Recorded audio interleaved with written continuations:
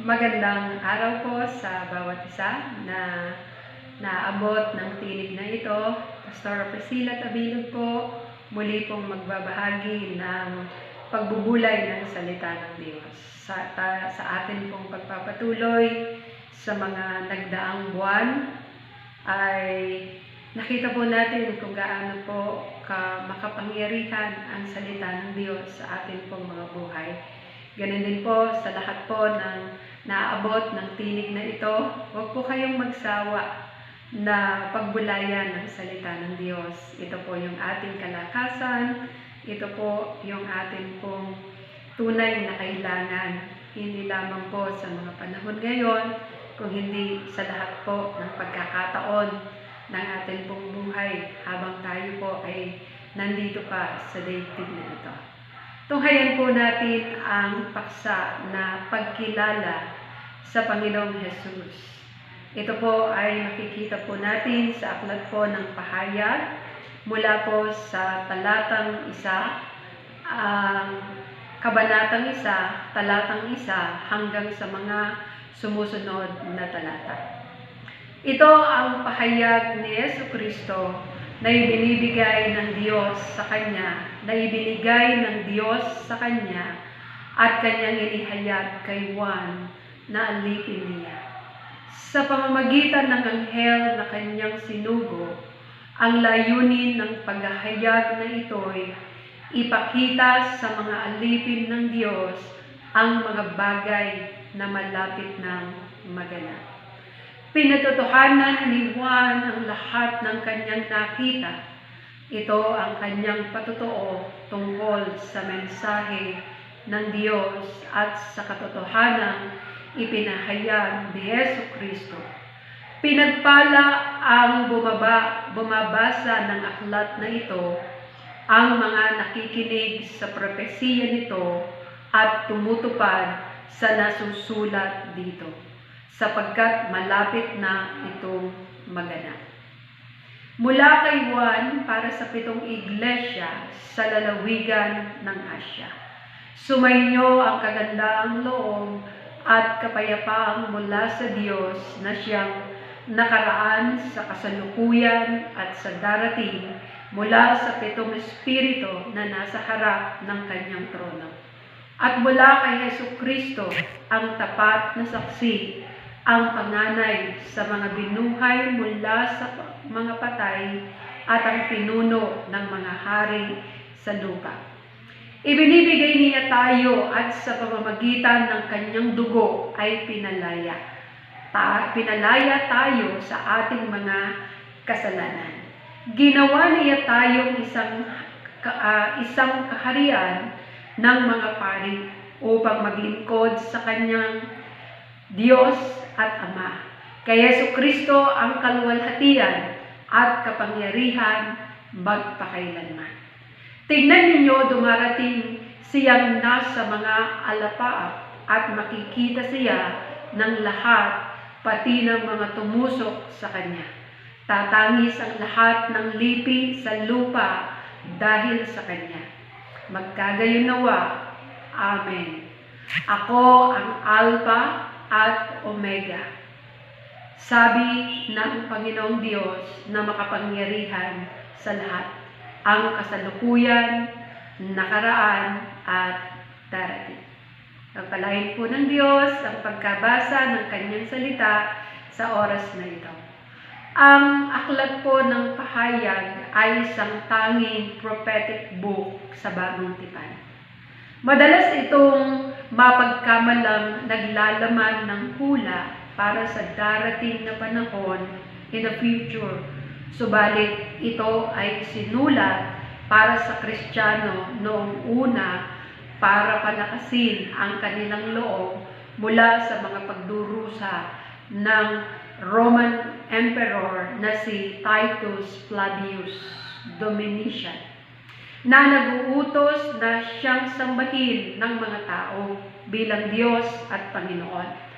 Ang hindi tutupad ay malupit na pinaparusahan ng kamatayan o pagkabilanggo. Tingnan po natin ang katagang Revelation. ang pinanggagalingan ng Tagalog na pahayag. Ito po ay nangangahulugan ng unveiling o alisin ng tabing. Isiwalat at ipahayag, ibig sabihin, ang nilalaman nito ay ang mga salitang mula sa Diyos sa pamamagitan ng anghel na nagsasabi kay Juan ng mga binubuksang katotohanan ng Diyos para sa mga Kristiyano noong panahon ng 95 AD after death, na nakakaranas ng mga paghihirap dahil sa kanilang pananampalataya. Ipinakikita ng aklat ang mga nangyayari sa kalagitnaan at ang mga plano ng Diyos sa buhay ng mga mananampalataya. Kung kaya inahamon din ng aklat ng aralin ang mga Kristiyano ang kanilang pagkatao bilang isang individual at bilang isang iglesia. Kung nakakatupad nga ba sila sa kalooban ng Diyos? Tingnan po natin ang katagang revelation or pahayag ay unveiling, isiwalat o alisin ang tabing. Ang tanong, sino po ang sumulat ng aklat ng revelation o pahayag? Ang sumulat ay walang iba kung hindi si Apostol Juan. Si Juan ay ang kapatid ni Santiago. Kung si Santiago ang unang pinatay ng apostol, si Juan ang pinakahuling namatay. Siya ay ipinatapon sa Patmos, isang islang bilangguan ng mga Romano ng panahong iyon sa Asia Minor na sa panahong ngayon ay Turkey.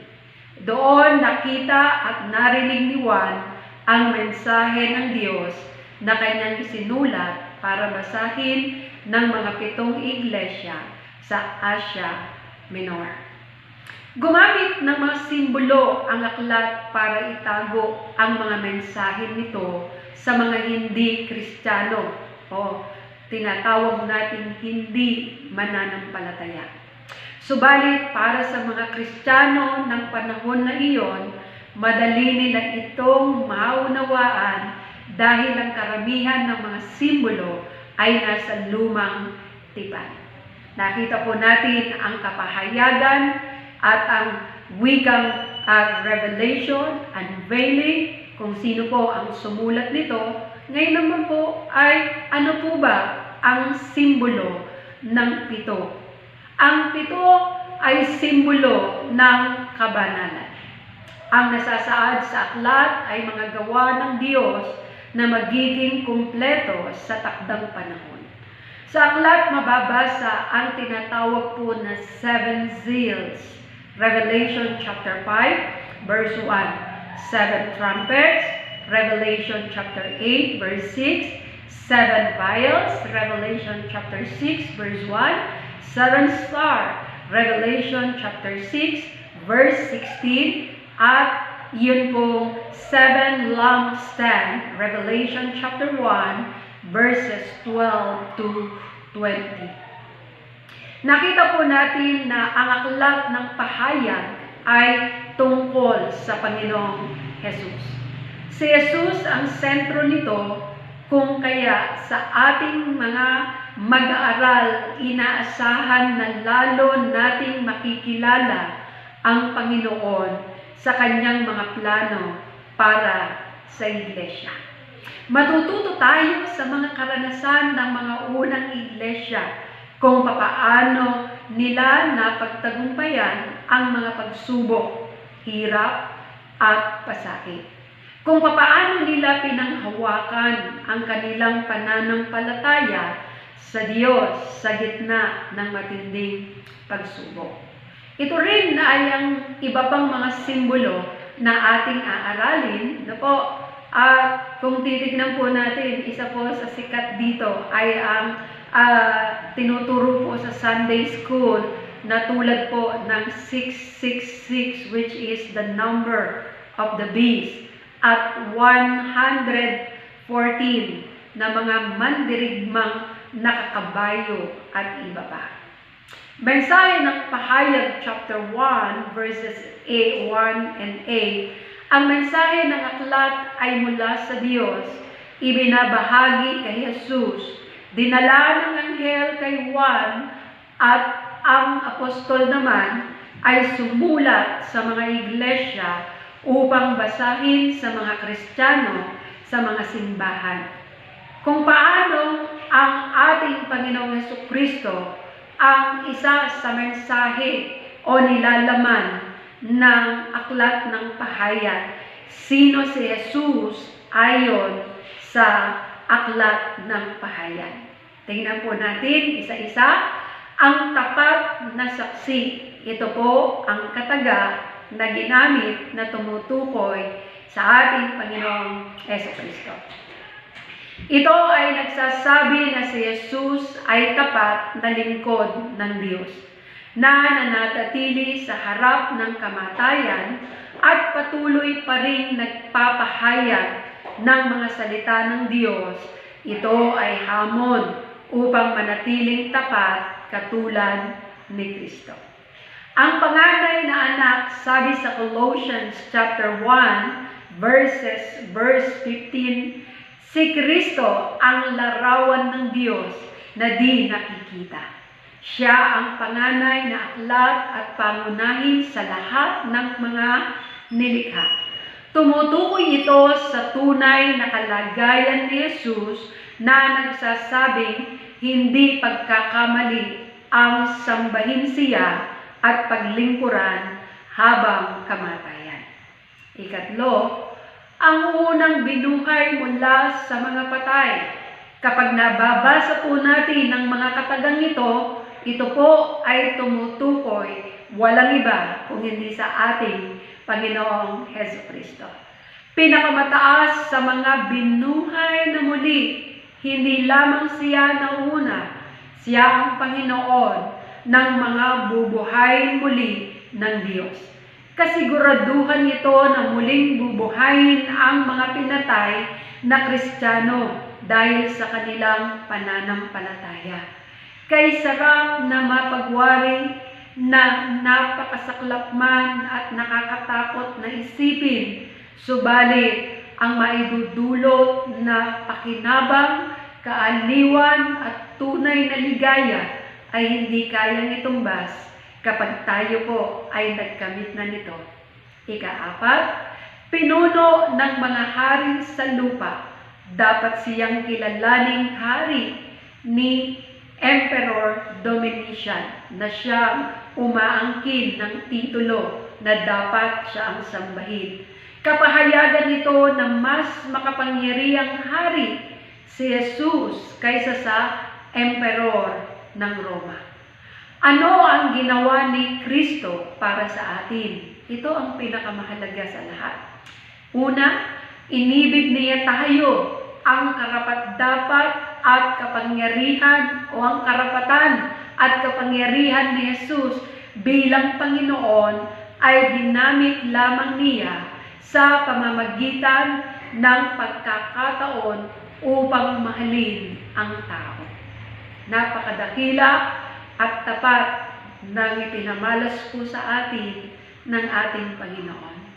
Ikalawa, sa pamamagitan ng kanyang dugo ay pinalaya niya tayo sa ating mga kasalanan.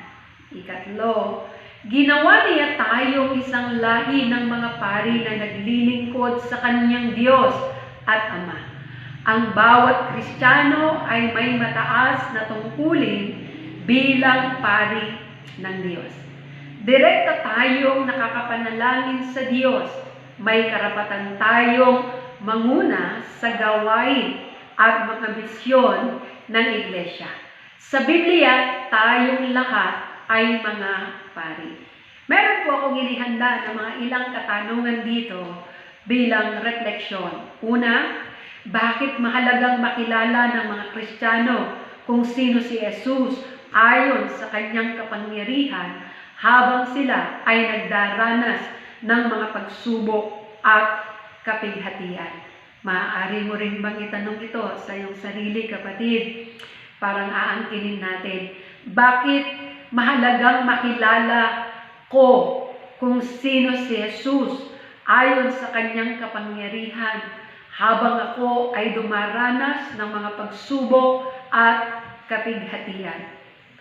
Ikalawa, paano ako makakatulong sa kanila sa pamamagitan ng turo ni Jesus na aking ibabahagi at sasabihin sa kanila ang muling pagkabuhay?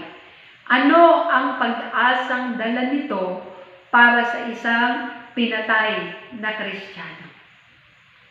Tatlo, ang sabihin ng mga Kristiyano noon na si Jesus ang aking hari at Panginoon ay bawal, nais ng emperor na siya lamang ang sambahin. Sa ating panahon, paano ko ipapakita ang ganitong karapatan o katapatan sa Diyos? Ika-4 at pinakapanghuli, papaano mo ikukumpara ang buhay Kristiyano noon sa buhay Kristiyano mo ngayon?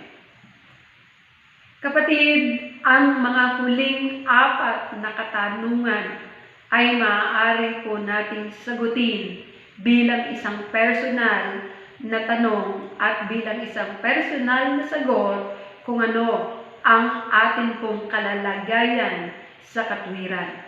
Ang atin pong topiko ay bakit mahalaga na makilala ko si Jesus. Manalangin po tayo. Ito ang pinakamataas na layon ng amin pong buhay, upang ang buhay na ito ay magkaroon ng tunay na halaga dito pa lamang sa lupa hanggang doon sa langit na bayan na inihanda mo para sa amin, Panginoon. Dalangin namin, O Diyos, na lubusan ka pa naming makilala dahil ito ang tunay na layunin ng aming buhay sa mundong ito. Maluwalhati ka sa mga sandaling ito at nais ka naming itanghal sa pangalan ni Jesus. Amen. Kapatid, maraming salamat sa iyong pakikibahagi sa pagbubulay ng salita ng Diyos sa araw na ito. Dalangin kong ikaw ay mapagpala at maging mabunga ang buong isang araw na ito at sasambahin mo ang Panginoon sa lahat ng ipapamalas na kabutihan niya sa iyong buhay. Sa Diyos ang papuri.